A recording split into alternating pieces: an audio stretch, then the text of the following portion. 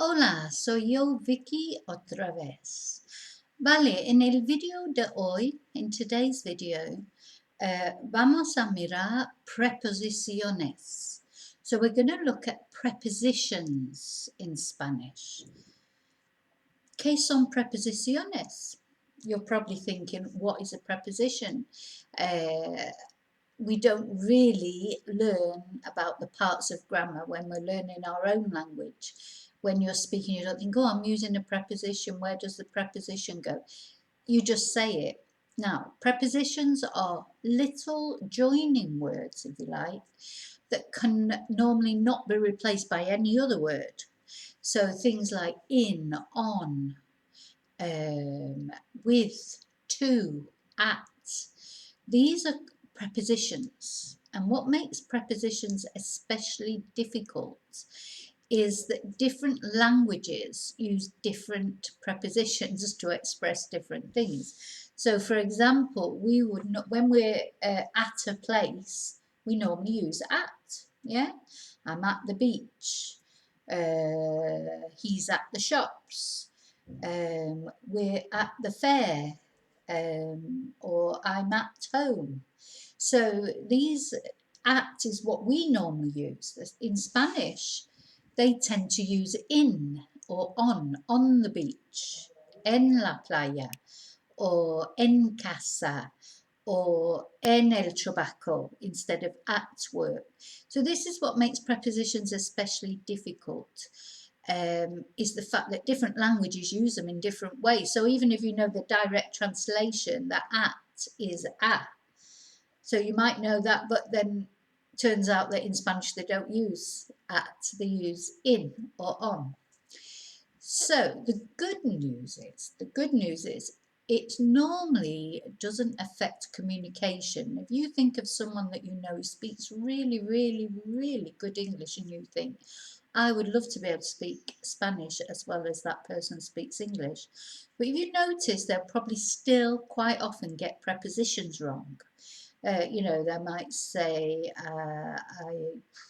I was on the beach yesterday. Which really in English we would say, you can say on I suppose, but it sounds more natural in English to say I was at the beach. So they will make these little mistakes, but it doesn't mean we can't understand them. We still think that they speak really good Spanish. So that's the good news, and always bear that in mind. If you're struggling for which preposition to use in a conversation, if you're talking to someone and you think, oh, I don't know if it's that, just say whichever comes to mind. It probably won't affect you being understood, and if they look at you like that, then you can use the other one. But yeah, in conversation it's important to be fluid and not stress too much about getting the exact one right. But anyway, the way of the only way I can explain it is it's in the end it becomes like an instinct, just like it does when you're speaking English. As your Spanish gets better, you just automatically know which preposition to use, even though you might not be especially sure why. You just think, oh, that just sounds right, and that is what happens when you start using instinct as well as stressing over every little word. Anyway, we're going to go through some prepositions in various videos. As always, I don't like to bore you with a great big long video going through all of them all at once, so I'm going to do sort of several videos in different parts, probably about 4 parts. And the first ones we're going to look at are prepositions that show a relationship between people or things. So the examples we're going to use here, we're going to use about, which is acerca de. So all this will be in the description so you can look at it and practice it. Another way of saying on or about is sobre. See, this is the other thing. Quite often we've got more than one preposition that we could use to express it in slightly different ways. According to, según, with an accent on the U. Against, contra. Without, sin. With, con. And this is a really fun because quite often when I'm in class and students have to think of with and they're thinking, and then as soon as I say to them, how do you say milk, coffee with milk? And they go, oh, café con leche. And they know that automatically, but they haven't made the connection that con is with. So instead of en vez de or en lugar de, and except can be excepto, menos or salvo, and besides or in addition to, además de. So they'll all be in the description to show you how to spell them. Though of course it's a good idea for you to try and think first of all how you think they might be spelled before you look and see if you're right. Okay, so we've got some sentences. I'm going to read them out in English first and then in Spanish. So I think in the description box I'll just put them in English and then you can have a go at them in Spanish and then check them on the video. That would be the best idea. Okay, so number 1, he was a person without problems. Now I'm thinking maybe it'd be better if I just read it in Spanish first and then you'll see the English in the description. So that's good because, yeah, you can have a go and see if you understand what it means. So I've told you the first one. He was a person without problems. So era una persona sin problemas. Now then, the other good thing about these examples, or the good practice that's in these examples, is they use different tenses. So era is imperfect. Yeah, he always was a person without problems. Lucky him. Okay, number 2. I'm not telling you the English. So, siempre hablaba sobre su novio o acerca de su novio. Ella siempre hablaba acerca de su novio. I've put in the ella there because the imperfect, which this tense is, this verb is in, first person singular and first and third person singular are the same ending. So I'll put in the ella to make it clear to you which person I'm referring to. Ella hablaba siempre, o siempre hablaba acerca de su novio. Número 3. Siempre hablaré contra la violencia.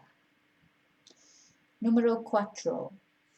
Según mi mejor amiga, amigo, según mi mejor amigo, fue la mejor película que nunca había visto él.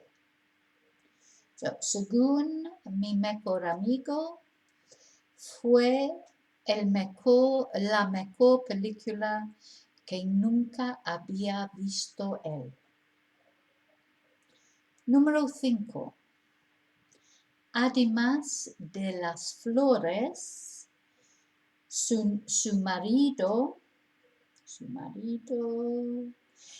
le compra chocolate cada semana. Qué suerte tiene. So, además de flores, su marido le compra chocolates cada semana. Número 6. Nos gusta todo aquí, menos la vista.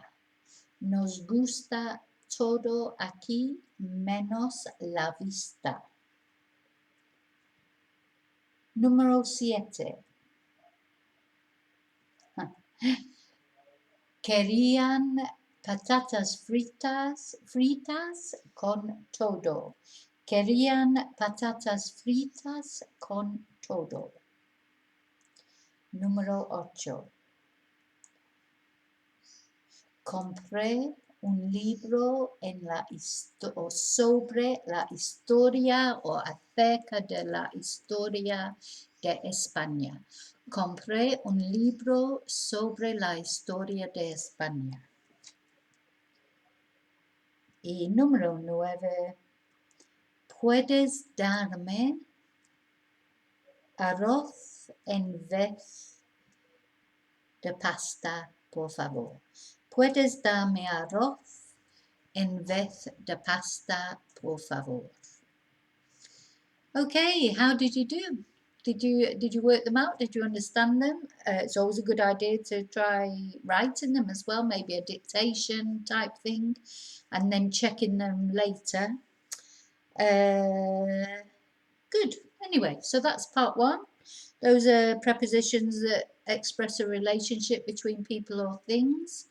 I hope you did okay, and you understood the tenses as well. Any questions, as usual, please ask me in comments or send me a message if you want to do it privately. I'll answer any query, as long as it's about Spanish. Unfortunately, I don't have the answer to everything else. But thank you for watching. Gracias por mirar. Please give me the thumbs up if you found the video useful. That really helps me out. And if you haven't already subscribed and you would like to, because that gives you the updates of new videos, please press subscribe. It's completely free. There's no, it's not, subscribe sounds as if you're paying for a subscription. You're not, you're just literally helping me out by giving me another subscriber and then getting notifications of any future videos coming up. If you want to, if you feel like it, obviously. Okay, so, muy bien. Hasta luego y buen día, que tengáis muy buen día y os veo en el próximo video. Muchas gracias.